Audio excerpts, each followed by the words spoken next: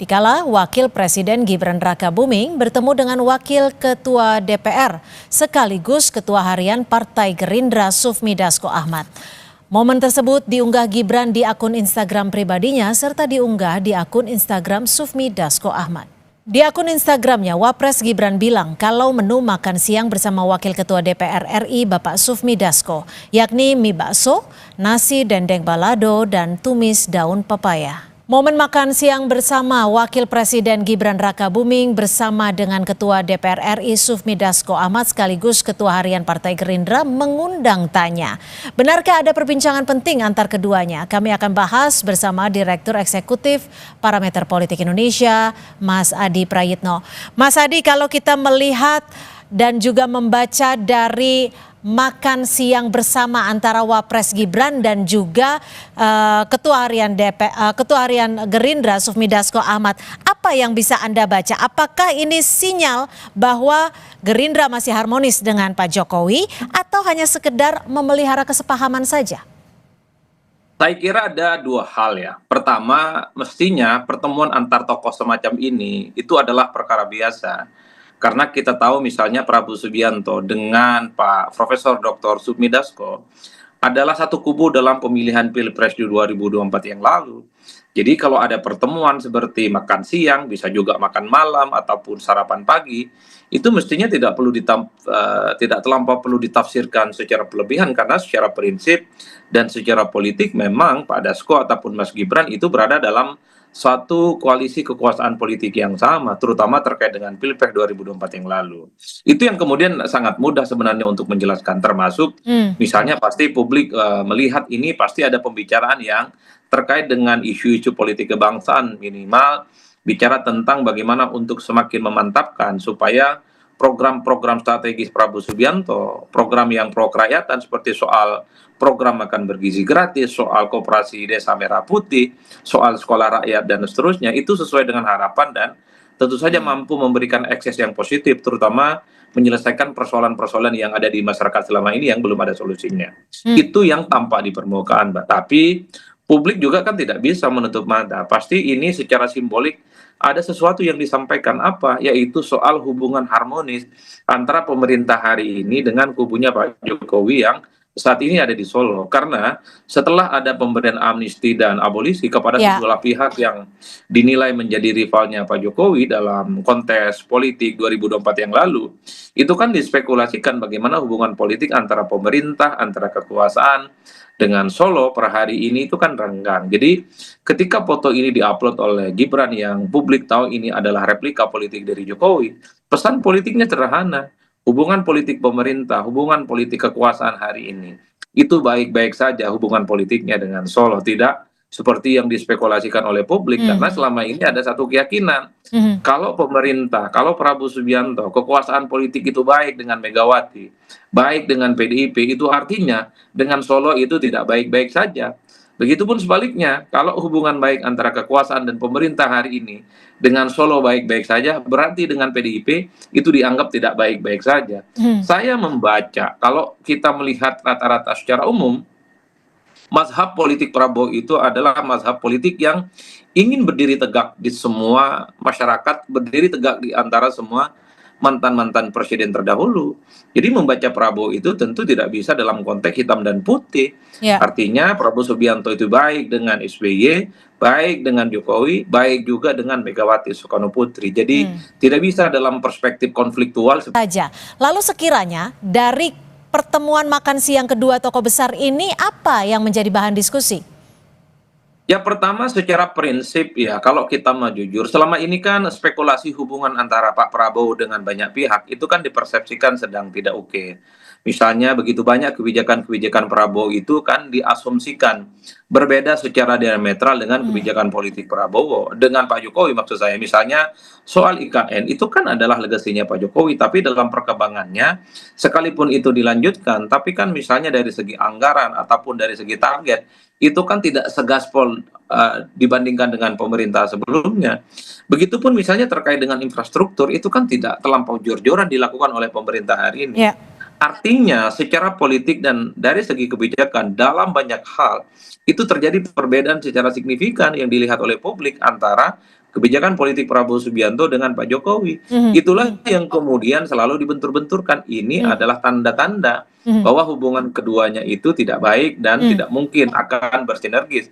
Padahal secara prinsip bagi saya ini soal style dalam memimpin saja. Pak Prabowo misalnya lebih melihat bagaimana program-program rakyat itu down to earth dan langsung dirasakan oleh masyarakat. mhm. Soal koperasi desa merah putih, makan bergizi gratis, kesehatan gratis, soal termasuk juga misalnya sekolah untuk rakyat, itu kan langsung. Pak Mhm. Jokowi tidak melakukan itu secara prinsip dan lebih menjadikan infrastruktur atau IKN dijadikan sebagai instrumen untuk menyelesaikan semua persoalan-persoalan Oke. kebangsaan. Mhm. Itulah yang kemudian dibentur-benturkan oleh publik. Bagi saya, Pak Prabowo itu punya style politik sendiri, agak berbeda dengan pemimpin-pemimpin sebelumnya, tapi itu jangan ditafsirkan sebagai sebuah hal sifatnya konflik ataupun berbeda secara mazhab. Ya. Inilah yang Apakah saya kira dalam dengan dalam pertemuan makan siang ini turut diperbincangkan soal adanya struktur baru di tubuh TNI? Karena ini sangat bertepatan sekali sebelum hari ini dilantik Wakil Panglima TNI. ya, bagi saya secara prinsip kalau soal struktur TNI ataupun struktur-struktur apapun, itu saya kira memang adalah di internal TNI ya, dan tidak ada kebijakan-kebijakan lain yang mungkin akan itu muncul dari kepentingan dari Mhm. outsider yang tidak memiliki hubungan hierarkis secara langsung. Tapi bagi saya secara prinsip, pertemuan-pertemuan tokoh kunci semacam ini menjadi penting sebenarnya untuk disampaikan kepada publik, minimal untuk memberikan pesan harmoni, Ya. memberikan kesan kerjasama politik. Karena kalau kita mau jujur Mbak, sebenarnya selama kurang lebih sekitar 10 tahun semacam ini kan Mas Gibran itu sangat jarang sepertinya mengunggah bagaimana kebersamaannya dengan elit-elit kunci di negara kita. Mas Mhm. Gibran itu dalam banyak hal tidak terlampau menunjukkan bagaimana relasi politiknya dengan DPR, relasi politiknya dengan pimpinan-pimpinan partai politik, ataupun pimpinan-pimpinan fraksi. Itu semua nyaris disapu bersih semua oleh Prabowo Subianto, mulai dari peran, hubungan politik harmonis dengan berbagai pihak, dengan berbagai elemen. Di situ kemudian publik melihat bagaimana peran Wapres kok yang awal-awal dulu kelihatan sangat agresif ketika membuka misalnya lapor Mawapres, tapi setelah itu kan nyaris tidak pernah ada gebrakan-gebrakan yang disinyalmen Ya. sebagai bentuk bagaimana kerjasama dengan elit-elit kunci di negara ini. Oleh karena itu, ketika ada pertemuan dengan Pak Sufmi Dasko, bagi saya Pak Sufmi Dasko ini bukan hanya soal sebagai wakil ketua DPR atau Mhm. sebagai ketua harian DPP Partai Gerindra, tapi publik melihatnya Pak Dasko ini adalah duplikat, semacam replika politik dari Pak Prabowo Subianto, Mhm. karena Mhm. saya kira begitu banyak kepentingan-kepentingan politik pemerintah, Mhm. lobiisnya, penyambung lidahnya, dan termasuk soal Ada eksekutornya, di Dasko. itu memang ada di tangannya Pak Dasko. Oke, Itulah yang tapi saya gini, kira. kalau memang kalau kita lihat dari Pak Dasko, Mas Gibran, ini kan adalah bukan sekedar nama ya. Pak Dasko bukan sekedar wakil ketua DPR ataupun ketua harian Gerindra, tapi juga bisa dikatakan sebagai tangan kanan Presiden Prabowo. Mas Gibran ini juga bukan sekedar wakil presiden, tapi juga simbol kesinambungan politiknya Solo gitu. Lalu kalau dilihat dari pertemuan ini, siapa sekiranya yang menginisiasi? Ya, saya kira kalau pertemuan semacam ini pastinya ada mutual interesting, Mbak. Mutual understanding. Jadi saling Kebutuhannya bersinergi sama. satu sama yang lain. Tapi kalau dilihat dari segi penguploadannya, tentu yang mengupload pertama kali ini kan adalah Mas Wapres. Kan Mas Wapres ini sekali lagi ingin memberikan satu sinyalmen bahwa spekulasi-spekulasi liar terkait dengan hubungan yang tidak baik dengan Hmm. Solo, dengan kekuasaan, itu ingin diamputasi. Artinya Mas Wapres lah yang menginginkan pertemuan ini sehingga bisa menginformasikannya ke publik karena memposting duluan seperti yang Anda sebutkan? Kalau kalau semacam itu agak sulit karena postingannya seperti kolaborasi, karena memention juga Pak Dasko ya. Tapi bagi saya secara prinsip, siapapun yang menginisiatifi pertemuan ini, rasa-rasanya memang mempertemukan dua figur ini yang dianggap mewakili Solo dan dianggap mewakili pemerintah menjadi penting untuk memberikan pesan harmoni, Mhm. untuk memberikan kerjasama, untuk memberikan kesan bahwa semua hubungan politik kekuasaan hari ini dengan semua faksi, dengan semua kubu, dengan semua elemen itu baik-baik saja. Oke. Apalagi ini di bulan Agustus tentu harmoni dan kerjasama itu jauh lebih ingin ditonjolkan dibandingkan dengan yang lain. Itulah yang saya sebut sebagai panggung depan. Meski begitu, memang Pak Prabowo Subianto itu kan memiliki hubungan baik dengan mantan-mantan presiden terdahulu. Tapi bagi saya Pak Prabowo Subianto itu nggak mungkin didikte, nggak mungkin didirect, apalagi diatur-atur oleh mantan-mantan presiden terdahulu. Prabowo ingin menunjukkan sebagai presiden punya hak prerogatif dan bisa menentukan bagaimana arah kebijakan politik ke depan itu tentu sesuai dengan selera, sesuai dengan style, dan sesuai dengan keinginan-keinginan Prabowo tanpa diintervensi apalagi diatur-atur orang lain. Pesan itu yang sepertinya ditangkap oleh publik. Tapi dalam diskusi ini menurut Anda sendiri ikut dibahas tidak soal alasan mengapa Presiden Prabowo memberikan amnesti dan bagaimana membaca representasi kekuatan politik saat ini setelah pertemuan antara Dasko dan juga Gibran? Kalau saya sih melihat ini semacam makan siang gratis, makan siang plus ya Mbak. Satu sisi pasti yang dibicarakan itu adalah soal suasana kebatinan politik di Indonesia saat ini, soal kekisruhan dan kegaduhan, dan pasti dalam banyak hal ada politik-politik yang saya kira sifatnya aktual dan happening, misalnya soal bagaimana kekisruhan yang belakangan ini muncul ya, amnesti, soal abolisi, dan seterusnya, dan seterusnya. Itu kan yang ditangkap oleh publik, tapi itu tentu tidak akan mungkin diekspos dan disampaikan secara terbuka oleh publik. Makanya logika panggung depan dan panggung belakang itu sangat relevan dalam konteks ini.